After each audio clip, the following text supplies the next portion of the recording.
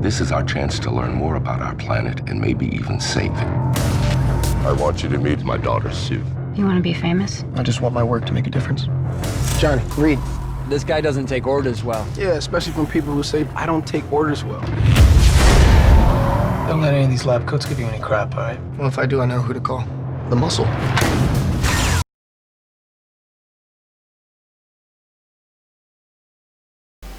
Hi, welcome back to Fast Times at Bad Movies High.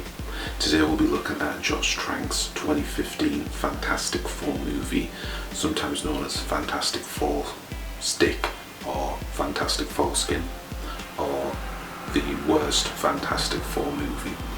In an era of comic book movie renaissances, the property of the Fantastic Four, which had been revisited in two separate franchises prior to this, seemed like the operative thing to go for. This was back when Fox still owned the rights to the Fantastic Four, and it was sandwiched in between their releases of the incredible X-Men Days of Future Past and their upcoming highly anticipated film Deadpool. So the Fantastic Four film was set to be a huge hit. Josh Trank did incredible work on Chronicle, which some people see as kind of a modern telling of the famous manga Akira. So the stars were aligned to make this a great movie. However, soon into production it became apparent that there was going to be some issues for fans in general, both Kate Mara and Miles Teller stating that they weren't fans of comic books nor had they really read them isn't necessarily an indicator that the film will be bad, but it does kind of suggest a little bit of a dissonance between the franchise material and the actors themselves. Again, it doesn't necessarily spell Doctor Doom, as it were. Kate Mara was quoted as saying in Esquire Mexico, "I've never actually read one. I was going to for the movies, but the director said it wasn't necessary." In fact, according to Mara, Trank advised the cast not to read any Fantastic Four comics because the upcoming movie won't be based on any of the history of anything already published. So that gives you something to worry about to start off with. With Chronicle as an example, it wasn't necessarily based on a particular source material, but it managed to kind of interweave with that, and this went the opposite direction when you had set source material and you were moving away from it purposefully. The casting itself caused a lot of controversy, mostly through Michael B. Jordan being cast as Johnny Storm, the Human Torch, who is typically a white character. Now, there isn't anything necessarily wrong with the idea of race bending a character, but the issue I found with it was that it really changes the dynamic of the team themselves, since Johnny Storm and Susan Storm happen to be siblings. So in order to have the white female and the black male character, they had them now adopted brother and sister, as opposed to the biological brother and sister idea. The idea of the family relationship really struggles because however different a character can be, they can be connected by blood. But with this, the characters, I remember not particularly liking each other to begin with, and the idea of being adopted really kind of pushes the distance that much further away. And I'm a huge fan of Michael B. Jordan as well, even prior to the rise of things like Creed and Black Panther that he was in. I was a fan of him. Technically since The Wire. I didn't even realise it was him that was in The Wire originally. I became fans of him from the TV series, or the second TV adaptation of Parenthood, where he played as the love interest of a character Hattie, and then he was excellent in films like Fruitvale Station as well. Ever since then he's proved to be better and better in each performance. So the issue really was why cast him to be the source of controversy. If they really wanted him, he could have played as Mr. Fantastic himself, Reed Richards, and I think he would have done a fantastic role. There's that word. he would have been fantastic at that role. With Michael B. Jordan cast as Reed Richards, he could have shown that cool, calm collectedness, that cool factor, especially if they were aiming this for a younger audience. And you can tell it was aimed for a younger audience, particularly by the casting of such young actors in comparison to previous versions of the Fantastic Four. Another thing that I found disheartening about the film itself was how bland it looked. It all seemed to be set in a bunker or on a dark planet. The Fantastic Four are arguably the most bright-coloured, vibrant of all superhero teams, and the idea that they represent joy and family, it really struggles to come across when these characters are so dark and brooding and unhappy and in such dark and unexciting environments. The final big issue when it came to the Fantastic Four film was the treatment of Doctor Doom. Doctor Doom has never particularly been treated well when it comes to cinema. Arguably the best portrayal would be from the Corman film, where he was more of a cartoon character. They were all kind of cartoon characters, but at the same time that's what you come to expect from the Fantastic Four. So let's see how that goes. Once more into the breach. Once more. The movie opens with a surprise Homer Simpson, Dan Castellaneta, and we meet young Reed and Ben Grimm, the garbage boy. There he is, a literal trash boy. They become friends and get to sciencing. Reed has already conquered the impossible science, but it's still not enough to impress his returning teacher from when he was 11.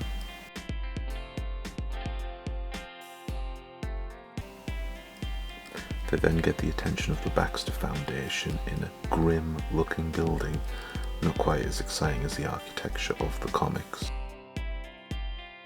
The relationship of Marvel's first family starts off particularly rocky, with awkward flirtation and discussing the science of the band Portishead. The man of constant sorrow himself, Tim Blake Nelson, plays a mean old suit, shocked to see the inclusion of Victor Von Doom, who in this film is a typical but handsome incel.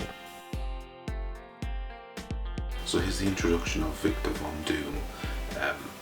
Prior to the comic book movie boom, it was debatable that Doctor Doom is probably the most famous name in terms of comic book heroes. He's kind of like Superman in the sense that that term kind of goes beyond comics, it goes beyond movies. Doctor Doom, it's that famous, and this is who he is. He's just a little antisocial cyberpunk, which is a far cry from what we were expecting going into any Fantastic Four or Doctor Doom project. Reed arrives in the Baxter Building engineering room and is all aw shucks, and we find that leading lady Susan Storm's job is making the spacesuits for the negative zone. It kind of feels a little reductive, the one female member of the team. Well, all of the engineers that seem to be in the building, the lead female of the team is kind of reduced to making costumes, which is bad. I think not very progressive. I wouldn't say so. Maybe that could have been Ben's job. He could have been like the costume guy, but he had to be the dirty trash boy. Doom scrubs up well and is now very edgy as hell, leaving Reed hanging. Michael B. Jordan is too fast, too furious, and is clumsy Johnny Storm, who then is blackmailed by his father to get his car back. He must science.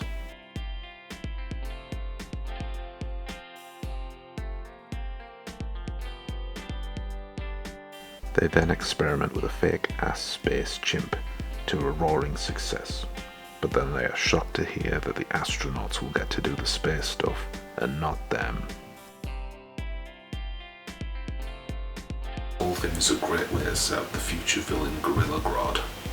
Although Gorilla Grodd isn't a Fantastic Four villain, in fact he's not even a Marvel villain. This is just a bad CGI monkey for the sake of bad CGI monkey. Well, for the sake that they couldn't get an actual monkey, I guess. Bonded in disappointment, they decide to have their own space adventure, half cut. Ben is invited too, because he's a member of the Fantastic Four. They are launched into the negative zone while Susan is left in the kitchen because progressive. The hobbits arrive in Mordor, and it's just as barren, as desolate as the rest of the movie. There's the one moment in the film that I was actually excited to see, because your mind starts firing off all cylinders. Who could this be? It looks almost like a community out there, a space age community all glowing in green in the distance. So you're like, oh, is this going to be like the footprints of Galactus? Is it going to be the residue of creating one of his heralds? Is this Blastar's community? Is this Annihilus's annihilation wave? And it's not. It's just some green puddles because they didn't want to invest further characters into this. It all goes tits up because it would have been harder to make a movie if it didn't. Doom is then slimed and is lost to the ages. Or is he? This is the part of the origin film that you will always see, and it's always quite difficult to get wrong, and to its credit, this film does it pretty well. The idea that all of the mechanical issues are going wrong, which will link up with the powers that each of these characters have. So later on, when we see them reacting to these powers, it's almost like a nightmare to them. They're all being held up as prisoners. They're all experiencing the most terrifying moment of their lives over and over again. Ever since that happened, that nightmare doesn't end. Johnny Storm was engulfed in flame, now he's stuck engulfed in flame. All of the rocks were flying at Ben Grimm, now he's made of rocks. I'll give it credit for this bit. Get down! On the ground!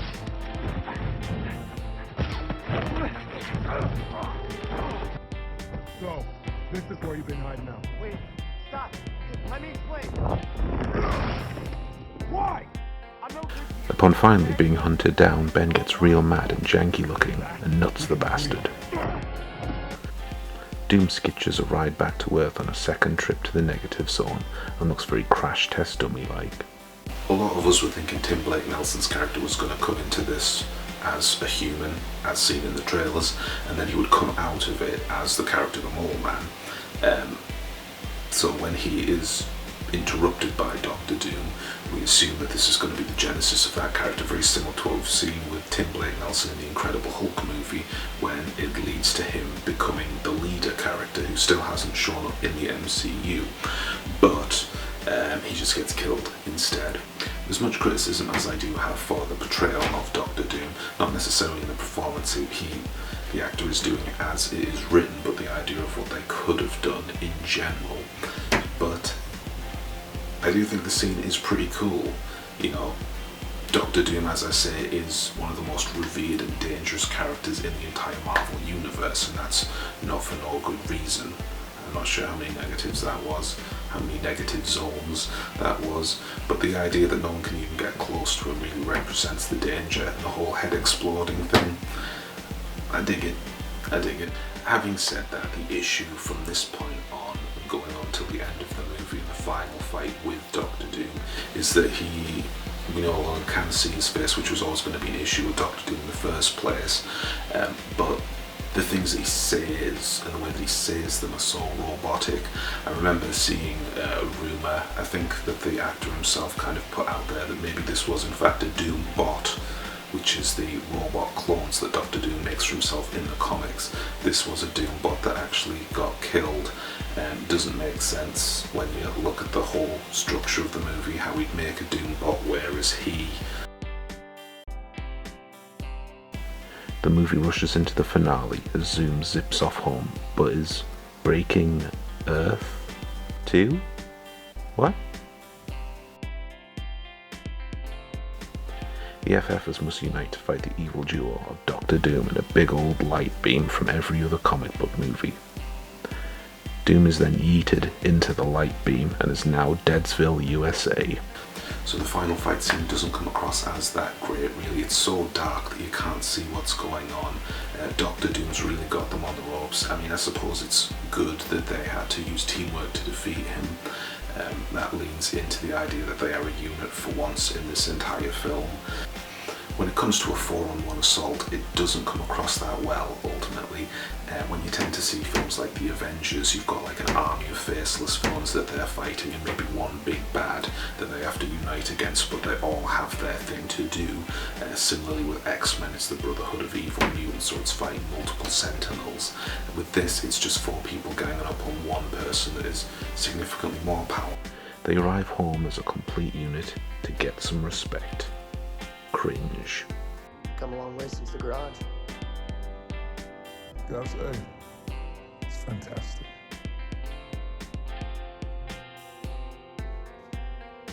So in terms of the rewatch, I'd say that it wasn't as bad as I remembered it.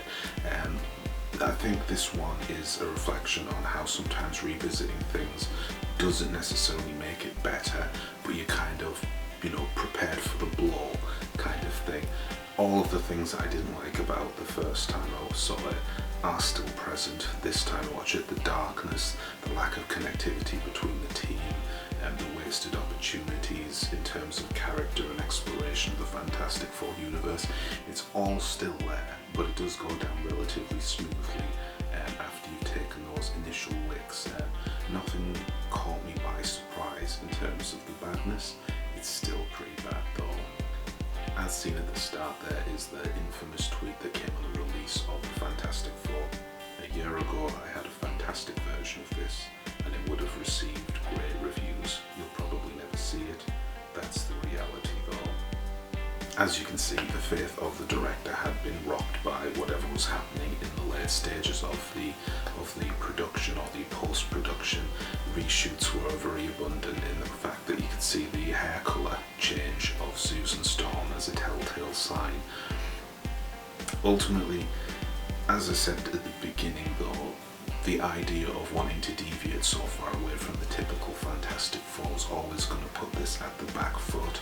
So when you hear excuses, it's tough to really sync up with them, unfortunately. They do feel just like excuses in that sense. Perhaps he's right, maybe there is a better Fantastic Four on the cutting room floor somewhere, but if the approach to the Fantastic Four franchise was let's leave everything that we know about them behind, then how great is it really going to be? So all in all, there is a great Fantastic Four film out there, and it is in the form of The Incredibles. This is the Lego game of The Incredibles, but it does work. It's got the abnormally shaped giant strong one, it's got the stretchy one, it's the one that can generate a force field, and it's got the quippy little one. All in all, the idea of this Fantastic Four movie makes me think a little bit more about the old Fantastic Four movies that I've seen in the past, and I don't have that bad of memories from the old 2000s ones, Rise of the Silver Surfer and of the like. They were just clowny, they didn't take themselves seriously enough. There should be a perfect middle ground when it comes to Fantastic Four films. You should have that synergy between the light and the dark, the serious, the playful, and it's got a large world to explore as well. I'd say outside of Spider-Man and X-Men, Fantastic Four have the greatest villains gallery, the rogues gallery of all Marvel properties, and over again they keep trying for Doctor Doom and it doesn't work. Even Rise of the Silver Surfer, we never got to see Galactus fully, and we saw more of Doctor Doom from the first one, so disappointing in general when it comes to the treatment of Doctor Doom. The guy that did Fargo though, and Legion, the TV series, he was scheduled to make a Doctor Doom spin-off, or not spin-off, his own origin movie separate from the Fantastic Four, which would have been great. It would have been weird knowing his work, but it would have been something to behold. But since the merger with Disney, that film seems to have been lost alongside Gambit and Multiple Man. But hopefully next time we see Doom, it'll put a smile on our faces by not showing his face, which is a Doctor Doom kind of thing. Fantastic Four earned $167 million from its $120 million production budget, so it's unlikely to have covered its marketing costs. Metacritic gave the movie 27 from critics and 2.6 from audience ratings. Steve Persall of the Tampa Bay Times said it best with, "Fantastic Four so mediocre that its title seems like a violation of the truth in advertising laws. So that's it for another episode of Bad Movies Revisited. Hope you liked it. Interested to know what your opinions are on the Fantastic Four franchises, how you would rank them in your mind. What do you find redeeming about this? Where would you have seen this slotted in the old X-Men universe? And if Disney does own the rights to everything, would they dare bring this one back? Or would they start afresh?